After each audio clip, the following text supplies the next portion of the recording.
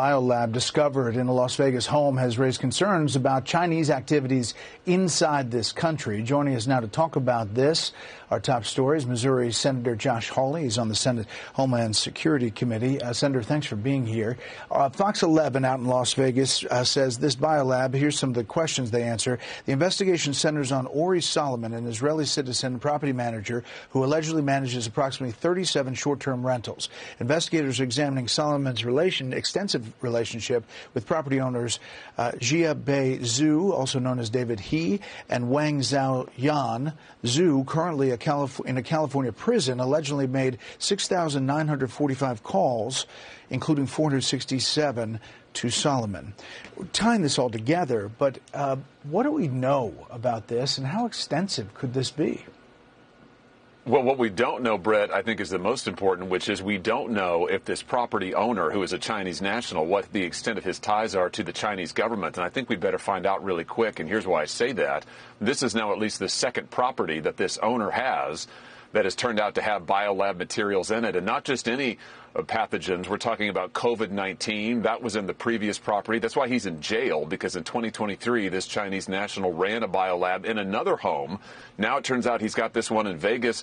Where might he own property? Who is he in contact with in China? I don't like the sound of this at all, Brett. I think we need to figure out if this is some sort of a ring, and we need to know if there's CCP involvement at any level.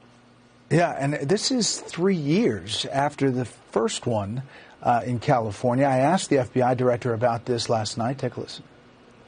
If that Chinese national has been behind bars for the past 3 years, how is it just now authorities are raiding this Las Vegas house? Well, I think that's a great question. What this FBI did was went back and looked at a report that my predecessor went to Capitol Hill and said there's no connection to China. I found that unbelievable or implausible. So that is a state-run investigation right now in the state of Nevada. It seems so much more urgent with what's listed there. If you look back at the House China Select Committee's investigation into the California, the Reedley biolab contained thousands of samples of potential pathogens, contained freezer-labeled Ebola, a select agent with 25 to 90% lethality rate, contained nearly 1,000 transgenic mice designed to carry COVID-19 virus. We've got reports out of Las Vegas that people have been really sick, that there were dead crickets in the house. I mean, this is serious stuff. It's very serious. I would say the situation is very urgent, Brett, and I think we need to get answers really soon. And I come back to the fact we need to know if there are ties to mainland China, to the CCP. We need to know if there are other homes, and I understand that this Chinese national who's now in prison owned a whole network of homes. I assume that authorities are looking into that.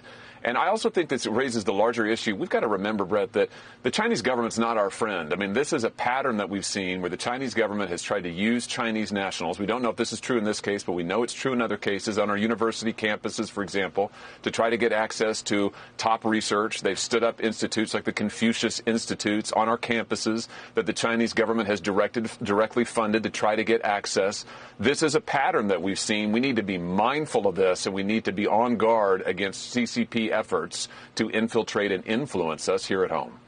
How much do you think China is trying to do inside the U.S.? You're on the Homeland Security Committee. Obviously, we've dealt with the precursor chemicals that go through Mexico, through the cartels, fentanyl coming in. That's a major threat that the president and his administration have been dealing with. But what about other efforts inside the U.S. by China? Oh, I think that there's a lot, and we know of some of them. I just mentioned a few of them where they've deliberately, the Chinese government, tried to place nationals into sensitive research projects, into sensitive positions at our universities, into sensitive laboratories. They've tried to stand up front groups, essentially, like the Confucius Institutes, that appear to be about education. In fact, they're about trying to corral Chinese students, make sure those students stay in line, surveil them, and then ultimately try to use them to collect intelligence. Brett, they've been at this a long time, and I think we just have to remember they are not our friends. They are not an ally to us. They are a serious competitor. In many ways, they act as an enemy, and we need to be on our guard on all fronts. And certainly when it comes to these biomaterials, we got to figure out where this guy got this stuff, and we need to figure out if he's running these biolabs in other places.